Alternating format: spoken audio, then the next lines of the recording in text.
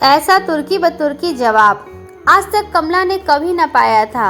उसके तर्कस में पैने से पैने जो तीर थे वह सब उसने छोड़ दिए। घर से निकाले जाने तक की धमकी दी, पर सुमित्रा पर कुछ भी असर न हुआ। अब वह क्या करे? पुरुष का स्त्री पर कितना नाम मात्र का अधिकार है, यह आज उसे मालूम हुआ।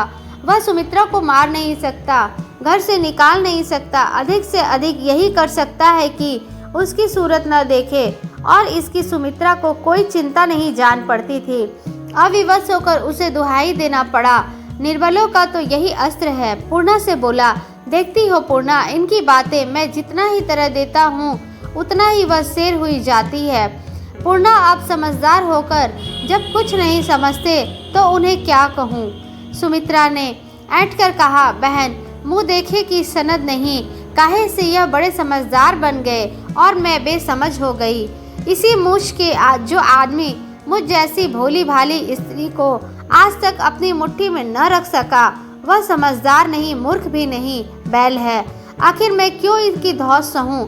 जो 10 बातें प्यार की करे उसकी एक धौंस भी सह ली जाती है। जिसकी तलवार सदा म्यान से बाहर रहती हो उसकी कोई कहाँ तक सहे। कमला प्रसाद कह देता हूँ, सुमित्रा रो रो कर दिन काटोगी। सुमित्रा मेरी बला रोए।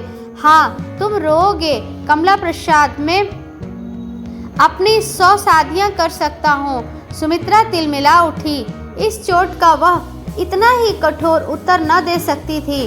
वह यह न कर सकती थी कि मैं भी 1000 शादियाँ कर सकती हूँ। तिरस्कार से भरे हुए स्वर में बोली, जो पुरुष एक को न रख सका वह 100 को क्या रखेगा? हाँ चकला बसाए तो दूसरी बात है। कमला परास्त हो गया। जिसकी नाक पर मक्खी न बैठ पाती थी उसे एक अबला ने परास्त कर दिया। कोई शब्द उसके मुंह से न निकला। रक्तमय आंखों से एक बार सुमित्रा की ओर देखकर उल्टे पांव चला गया। 2-3 मिनट तक दोनों महिलाएं मौन रहीं।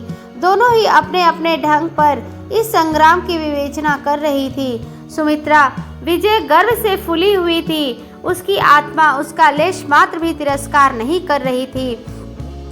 उसने वही किया जो उसे करना चाहिए था, किंतु पूर्णा के विचार में सारा दोष सुमित्रा के ही सिर था। जरा उठकर अचकन निकाल देती तो इस ठाई ठाई की नौबत ही क्यों आती। औरत को मर्द के मुंह लगना शोभा नहीं देता। न जाने इनके मुंह में ऐसे कठोर शब्द कैसे निकले। पत्थर का कलेजा है। बेचारे कमला बाबू तो जैसे ठक रह गए।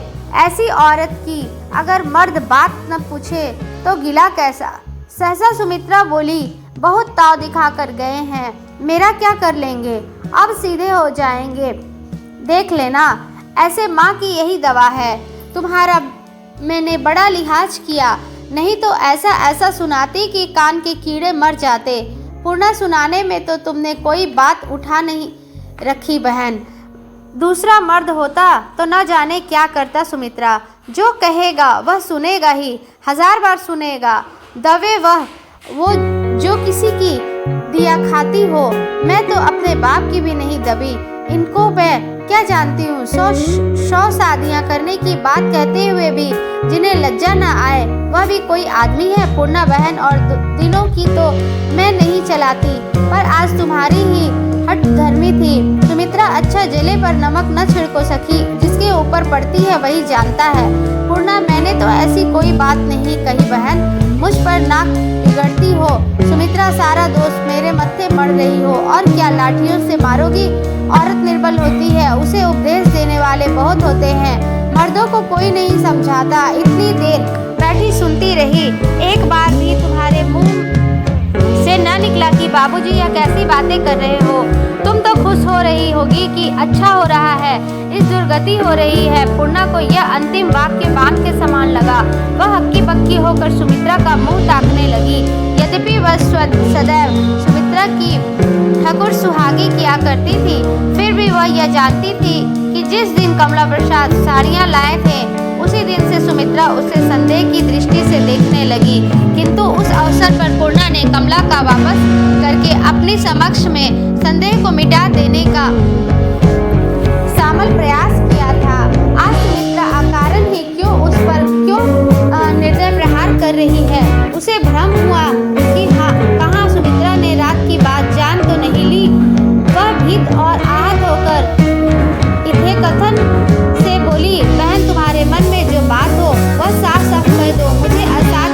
लाकर क्या पाओगी?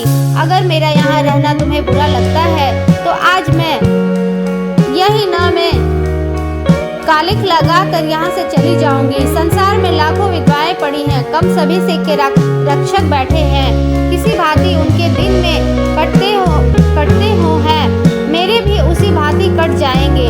और फिर कहीं आश्रय नहीं तो गंगा तो कहीं नहीं गई है। सुमित्रा ने फिर भी पूर्णा के आहत हृदय का पहाड़ रखने की चेष्टा नहीं की और पीठ नाक सिकोड़कर बोली, मुझे तुम्हारा रहना क्यों बुरा लगेगा बहन? क्या मेरे डालों का बैठी हो? न मेरा घर, न मेरा द्वार, न मैं लेने में न देने में, मैं क्यों बुरा मानने लगी? मैं तो क्यों न डूब मरूं कि सारा घर शांत हो जाए? विष की गांठ तो मैं हूँ, सारे घर का तो मेरे नाक पे दम है, मैं तो सबकी आंखों में खटकती हूँ। पूर्णा ने ये बातें मानो सुनी ही नहीं। बहुएं पति से रूठकर प्रायः ऐसी विरागपूर्ण बातें किया करती है, यह कोई नई बात नहीं है। वह अपने ही को सुनाकर बोलो, मैं जानती थी कि यह झोपड़े में पाँव बाहर निकालना मेरे लिए बुरा होगा। जानबूझकर मैंने अपने पाँव में कुल्हाड़ी मारी। मैं कमला बाबू को बातों में आ गई, इतनी जग हंसाई और भाग में लिखी थी। सुमित्रा ने तीव्र स्वर में कहा, तो वह बाबू साहब ने तुम्हें कुछ नहीं कहा? उसने अपना वाक्य समाप्त तो कर दिया, पर मुख से चेष्टा की ज्ञात होता था कि और कुछ कहना चाहती है, लेकिन किसी कारणवश नहीं कह रही है। पूर्णा ने द्वार की ओर जाते हुए रूखे स्वर में कहा, मेरे लिए ऐसे कमला बाबू पैसों तुम सुमित्रा तो जाती कहाँ हो? जरा बैठो तो। पूर्णा नहीं बहन, बैठने का प्रसाद पा गई, अब जाने दो। पूर्णा इधर अपने कमरे में आकर रोने लगी, उधर सुमित्रा ने हारमोनियम पर गाना शुरू किया। उधर स्वास्थ्य का संसार यह गाना था या पूर्णा पर विजय पाने का आह्लाद। पूर्णा को तो यह विजय गान सा प्रतीत हुआ। एक एक स्वर उसके हृदय पर एक एक सर के समान चोट कर रहा था। क्या अब इस घर में इसका निर्वाह हो सकता है? असंभव। न जाने वह कौन सी मनहूस घड़ी थी जब वह इस घर में आई। अपने उस झोपड़े में रहकर सिलाई करके या चक्की पीसकर क्या वह जीवन व्यतीत नहीं कर सकती थी? बेचारे बिल्लू अंत तक उसे समझाती रही, पर भाग्य में तो धक्के खाते लिखे थे। उसको बात के कैसे मानतो।